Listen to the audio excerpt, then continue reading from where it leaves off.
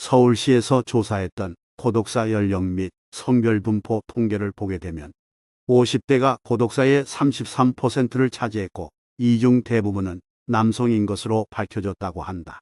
그리고 이 조사를 토대로 50대 독거 남성을 전수조사했고 이를 통해 다수의 고독사 위험군을 추려내고 고독사를 예방할 수 있었다고 한다. 그런데 여기서 한 가지 흥미로운 사실은 고독사 위험군은 왠지 매우 늙고 병든 노인일 것이라 생각하는 경향이 있는데 흔히들 가지고 있는 이런 매우 보편적인 인식과는 다르게 실제로는 우리 사회에서 50대 남성이 고독사 위험 1순위로 지목이 되고 있다는 것이다. 이와 관련된 조사 결과를 들여다보면 고독사한 50대 남성들에게선 어떤 공통점들이 보이곤 하는데 이를 세 가지 정도로 정리해 보자면 다음과 같다고 한다. 첫 번째로 일단 혼인 상태가 아닌 경우가 많다고 한다. 조사 결과 이들은 계속 미혼인 상태였거나 아니면 혼인을 했어도 이혼 내지는 연락두절 같은 단절 상태로 쓸쓸하게 나홀로 살아오고 있는 경우가 많았다고 한다. 가족도 없고 교류하는 사람 역시 전혀 없었다고 한다. 이러한 공통점에 비추어 볼 때 사실 이 절망적 외로움이 고독사의 가장 큰 원인이 아닐까 싶다. 물론 흔히들 생각하는 경제력 역시도 고독사의 한 가지 원인이 되기도 한다. 하지만 이러한 외로움과 심리적 절망감 앞에서는 제일 중요할 것 같은 경제력도 그저 부차적인 문제가 된다.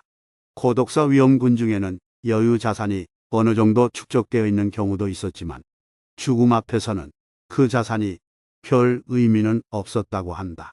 두 번째로 제대로 된 경제력이 없으며 건강 역시 나쁜 경우가 대다수였다고 한다. 보통 혼인을 못한 분들의 경우 젊은 시절부터 경제력이 빈약했던 경우가 많았는데 이러한 이유로 혼인 시기를 놓치게 된 경우가 대부분이었다.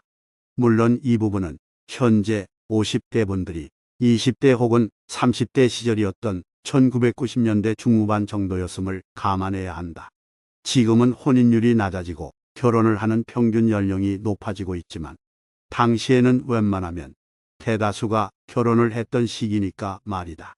그리고 대부분이 블루칼라와 같은 육체노동 직군에서 주로 근무하다. 40대 이후 몸이 급격히 약화되면서 더 이상의 경제활동이 어려워지며 가정이 붕괴되어 홀로 남게 되기도 하였으며 50대부터는 특별한 수입원이 없이 저축자금으로 생계를 유지하는 경우가 많다고 한다.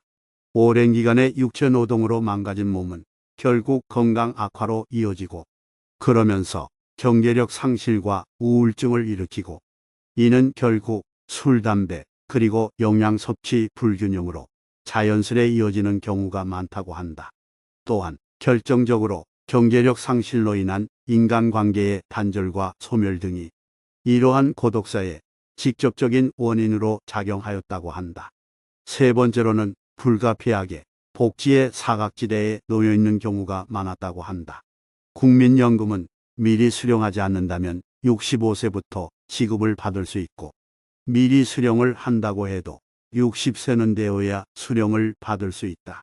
또한 모든 복지 혜택은 65세 이상의 노인들에게 주어지는데 반면 50대 남성은 여전히 경제활동 인구로 분류가 되기에 모든 복지와 사회안전망 등에서 배제가 된다고 보면 거의 틀림이 없다. 그래서 50대 독거 남성의 고독사 비율이 높아질 수밖에 없는 구조인 것이다.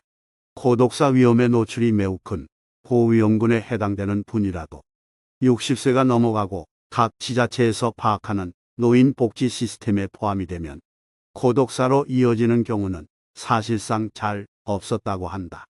왜냐하면 고독사가 일어나기 전 미리 파악이 되고 관리가 되기 때문이다. 그러나 안타깝게도 고독사를 한 50대 남성들의 경우 이러한 복지의 혜택이 닿지 못하는 사각지대에 놓여 있는 경우가 많았고 직장으로부터의 은퇴 시점이 점차 빨라지고 있는 추세를 감안할 때 앞으로도 이러한 복지의 사각지대에 놓이게 될 50대 남성들이 더욱더 많아질 것으로 보인다. 그렇다면 여기서 한 가지 의문이 들기 시작한다. 어째서 50대 독거 여성은 고독사의 비율이 상대적으로 낮은 것일까? 이것에는 여러 가지 요인이 있는데 50대 여성은 50대 남성과 비교해서 취직 자리가 더 많기 때문이라는 이유가 있다. 수입의 많고 적음을 떠나서 사회생활을 하게 되면 자존감의 하락과 각종 고립감들을 느끼지 않으면서 정신건강이 훨씬 나았고 어쨌거나 4대 보험이라도 내게 되면서 최소한의 의료 서비스도 받고 남들 밥 먹을 때 밥 먹고 남들 잘 때 자게 되는 규칙적인 생활을 하게 되면서 육체적인 건강 상태도 훨씬 좋았다고 한다. 그리고 성별의 차이에서 기인하는 부분이겠으나 50대 이상의 여성분들은 누구와도 쉽게 말을 틀며 타인과 교류를 하는 데 있어 큰 어려움을 겪지 않았다고 한다. 물론 이 문제는 지금 세대의 30대, 40대 남성들에게는 약간 다를 것이다. 오늘날의 경우 모두가 결혼을 하는 시대가 아니지만 현재의 50대가 20대 혹은 30대였던 1990년대 중후반 정도만 해도 결혼을 못하는 것은 사회적으로 여러 문제점을 가지고 있는 경우가 많았다. 그러한 여러 문제를 가지고 있었던 사회의 변두리의 사람들이 50대가 되어서 이러한 고통을 겪고 있다고 봐야 하는 것이다. 물론 그렇다고 해도 이런 고독사 문제를 어쩔 수 없는 일이라는 듯 그저 방관하고 방심할 수는 없는 일이다. 고독사에 대한 해당 보고서의 마지막 부분에서 가장 강조되고 있는 부분은 바로 관계 맺기였다. 누가 되어도 좋으니 아무라도 만나서 얘기를 나누며 함께하고 혹 정말 누군가를 만나기 어렵다면 동사무소나 구청에라도 가서 호소하라는 것이었다. 이런 것을 보면 사람을 죽게 만드는 건 돈보다도 외로움과 그에 따른 자존감의 부재가 가장 큰 원인인 것으로 보여진다. 그런데 이러한 50대 남성의 고독사를 남성의 관계를 맺는 방식으로 설명을 하기도 한다. 여성과 남성은 관계를 맺는 방식이 다르다는 것이다. 어느 심리치료 상담 전문가에 따르면 남성은 파워 관계를 중시하지만 여성은 정서적 관계를 중시한다고 한다. 그래서 남성은 누가 나보다 센가 혹은 누가 나보다 권력을 더 많이 갖고 있나에 예민하다. 이런 사람들은 조직 사회에서는 매우 잘 살아간다. 대표적인 예가 깡패 조직이다. 형님 한마디로 관계 정리가 되는 것이다. 하지만 조직을 벗어나면 심각한 문제가 생긴다. 조직에서 힘으로 맺어진 관계가 끊어지는 순간 대부분의 관계가 원점으로 돌아가기 때문이다. 하지만 정서적 관계가 중요한 여자는 다르다.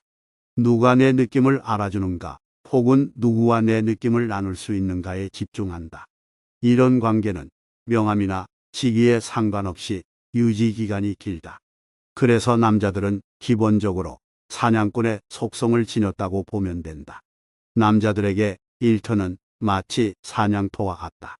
남자가 사냥터를 잃으면 존재의 위기를 겪는다. 남자의 경우 모든 관계는 사냥터에서 맺는다. 남자는 사냥터를 잃어버리면 모든 관계가 새로 시작되는 것이다. 이런 속성은 유전자이기 때문에 제거하기 힘들다. 그래서인지 여자들은 세월이 지나면서 아름답게 살아갈 수 있지만 남자들은 나이를 먹을수록 결국 고독할 수밖에 없다. 이와 같은 내용은 세대론으로 설명되기도 한다. 현재 대한민국 50대 이상은 보통은 서바이벌 세대로 묶이는데 70, 80 세대가 먹고 살기 힘들었던 서바이벌 세대의 대표주자였다면 50, 60 세대는 정도는 덜하지만 앞 세대의 영향을 받았다. 이들은 대부분 먹고 사는 문제에 급급해 정서적 관계를 맺는데 서툴다는 특성이 있다.